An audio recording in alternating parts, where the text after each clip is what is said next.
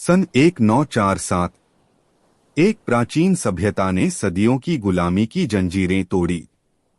लेकिन आजादी के बाद भी एक सवाल हवा में तैर रहा था, क्या यह विशाल, गरीब और अशिक्षित देश सच में लोकतंत्र चला सकता है? 15 अगस्त 1947 को स्वतंत्रता मिली, परंतु भारत तकनीकी रूप से अभी भी किंग जॉर्ज 6 के अधीन एक संवैधानिक राजशाही था। पूर्ण संप्रभुता की राह अभी बाकी थी। पश्चिमी अखबारों की सुर्खियां चीख रही थीं, यह इतिहास का सबसे बड़ा जुआ है। उनका मानना था कि एक गरीब, अशिक्षित देश में लोकतंत्र कभी जीवित नहीं रह सकता। लेकिन भारत के नेता डरे नहीं। वे जानते थे कि इस देश की मिट्टी में लोकतंत्र की जड़ें बहुत गहरी हैं, सदियों पुरानी ग्राम सभाओं से लेकर गणराज्यों की परंपरा तक। 26 जनवरी 1950 वह ऐतिहासिक दिन जब भारतीय संविधान लागू हुआ, राजशाही का अंत हुआ और एक संप्रभु गणराज्य का जन्म। यह तारीख भारत के इतिहास में सुनहरे अक्षरों में लिखी गई। इस संविधान के मुख्य वास्तुकार थे डॉक्टर भीमराव रामजी अंबेडकर। उन्होंने एक ऐसी व्यवस्था की नींव रखी जो सदियों के अन्याय को पलट सकती थी, सार्वभौमिक वयस्क मताधिकार। अंबेडकर का संकल्प था, जाति, धर्म, लिंग या धन का कोई भेद नहीं। 21 वर्ष से अधिक आयु का हर नागरिक मतदान करेगा। यह समानता का वह सपना था जो भारत ने पहली बार देखा था। अंबेडकर ने चेतावनी भी दी थी, राजनीतिक लोकतंत्र तब तक सफल नहीं होगा जब तक उसकी जड़ों में सामाजिक लोकतंत्र न हो। यह शब्द आने वाली पीढ़ियों के लिए एक मार्गदर्शक बने। मार्च 1950 में एक शांत, बुद्धिमान अधिकारी को एक असंभव काम सौंपा गया। सुकुमार सेन भारत के पहले मुख्य चुनाव आयुक्त के कंधों पर इतिहास का सबसे बड़ा लोकतांत्रिक प्रयोग था। चुनौती की विशालता कल्पना से परे थी। 17 करोड़ 32 लाख मतदाता, इतनी बड़ी संख्या में आज तक किसी देश ने चुनाव नहीं कराया था। यह एक नया विश्व रिकॉर्ड बनने वाला था। इनमें से 85% मतदाता निरक्षर थे। वे पढ़ नहीं सकते थे, लिख नहीं सकते थे।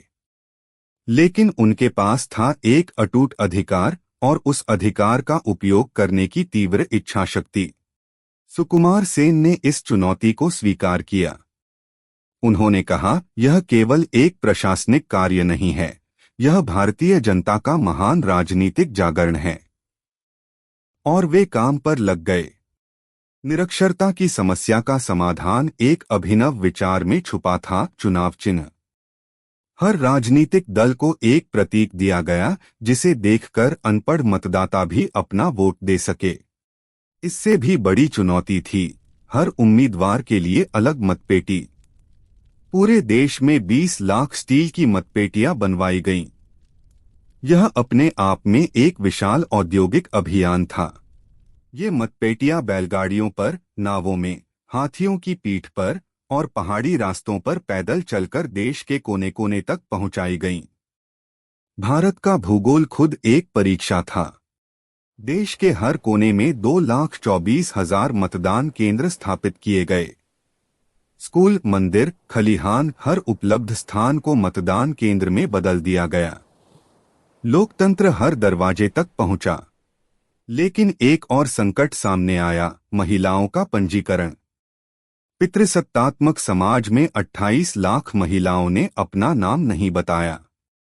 वे खुद को फलां की पत्नी या फलां की मां कहती रहीं। सुकुमार सेन ने एक कठोर निर्णय लिया, इन 28 लाख महिलाओं के नाम पहली मतदाता सूची से हटा दिए गए।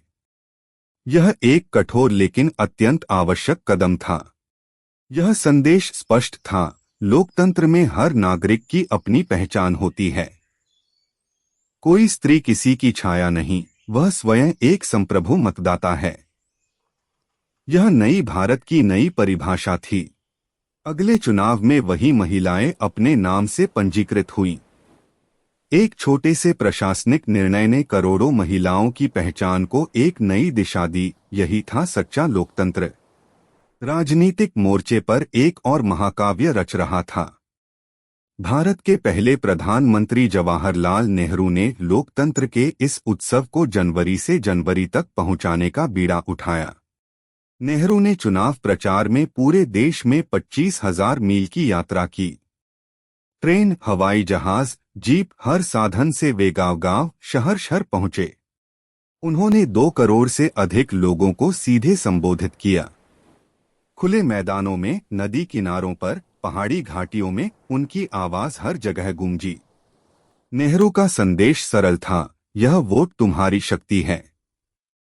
कोई राजा नहीं, कोई जमींदार नहीं, अब तुम खुद अपनी सरकार चुनोगे। यह सुनकर लाखों आंखें चमक उठीं।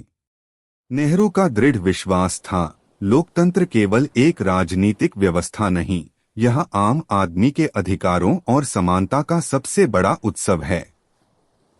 यह उनका मंत्र था, उनकी आस्था थी। 25 अक्टूबर 1951 इतिहास की वह सुबह जिसका इंतजार पूरा देश कर रहा था। हिमाचल प्रदेश के एक छोटे से पहाड़ी गांव में लोकतंत्र का पहला दीपक जलने वाला था। भारी बर्फबारी की आशंका थी, इसलिए यहां बाकी देश से पहले चुनाव कराए गए। और उस ठंडी सुबह एक साधारण पहाड़ी नागरिक ने इतिहास रचा। श्याम सरन नेगी, स्वतंत्र भारत के पहले मतदाता।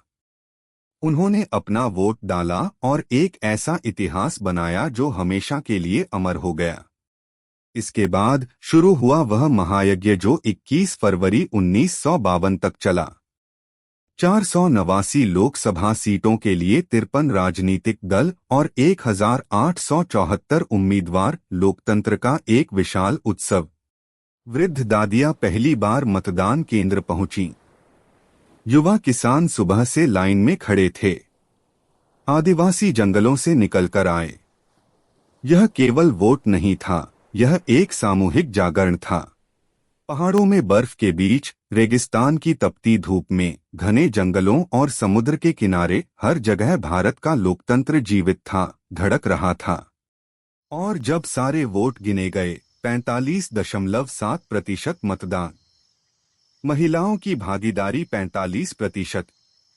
आलोचकों की भविष्यवाणियां धूल में मिल गई थीं। परिणाम घोषित हुए। जवाहरलाल नेहरू के नेतृत्व में भारतीय राष्ट्रीय कांग्रेस ने 44.99% वोटों के साथ 489 में से 364 सीटें जीतीं। एक प्रचंड जनादेश। कम्युनिस्ट पार्टी ऑफ इंडिया 16 सीटों के साथ दूसरी सबसे बड़ी पार्टी बनी। 53 दलों ने हिस्सा लिया था। यह बहुलवाद और विविधता का उत्सव था। दुनिया भर के अखबार अब चुप थे। वही पश्चिमी मीडिया जिसने इसे इतिहास का सबसे बड़ा जुआ कहा था, अब भारत के इस चमत्कार को सलाम कर रहा था। सुकुमार सेन को उनकी उपलब्धि के लिए दुनिया भर से बधाइयां मिलीं। उन्हें सूडान और बर्मा के चुनाव कराने के लिए भी आमंत्रित किया गया। भारत एक मिसाल बन चुका था।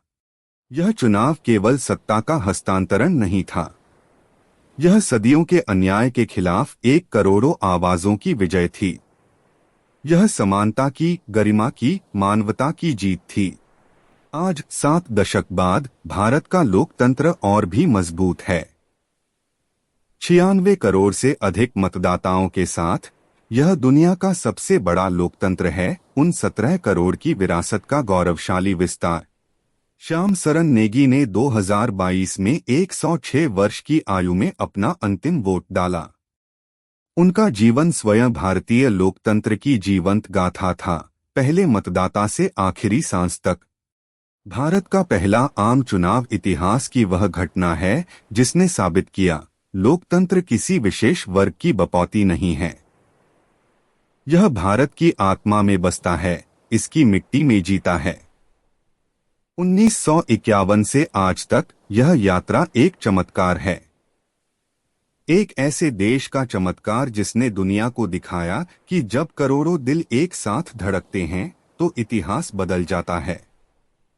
यह गाथा है उन 17 करोड़ मतदाताओं की, जिनमें से अधिकांश अनपढ़ थे, लेकिन उन्होंने दुनिया को लोकतंत्र का सबसे बड़ा पाठ पढ़ाया। जय हिंद।